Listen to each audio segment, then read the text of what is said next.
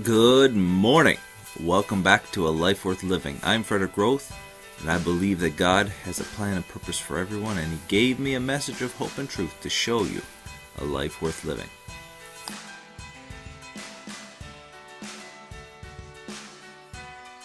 So this morning we are in Exodus chapter 37, and in this chapter we have the account of one of the chief craftsmen of the temple, who built all the furniture and followed the plans that God gave Moses to build all the furniture of the temple. And it's interesting to note of the furniture, the altar of incense was taller and higher than all the other pieces of furniture. And that is noteworthy, because the altar of incense represents praise and worship and prayer. Now, what has that got to do with everyday life and living a life worth living? Well, here's the thing. Your words and your actions have a whole lot more weight than you ever can imagine. God made us in His image. We are creators, as God is a creator. Now, He has the ability to make something out of nothing. But guess what? So do we, in a sense, because what we say happens. What we say becomes something real. I had the opportunity to teach one of my karate students last night even. The word can't, when we are negative and when we talk and say, I can't do something, we literally make ourselves weak. Your negative attitude creates in you a void of negativity.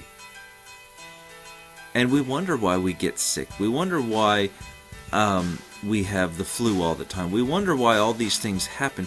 It's because of our words and our actions. A lot of it is because of our words and our actions, because we literally shape our whole physical demeanor by what we say and do. That is why it's so important, as we talked about a few days ago, the attitude of gratitude. We've got a lesson coming up in a few weeks that's completely God's aberration of complaining and whining. See, what we say and do not only affects us, but it affects God's presence in our life. It affects how He moves on our behalf. And if you want to have a good day, then it's time to consider your words. It's time to consider your actions, because what you say and do is going to affect the outcome, not just your day, but your week. Not just your week, but your month, and then your year, and then a decade, and then your lifetime.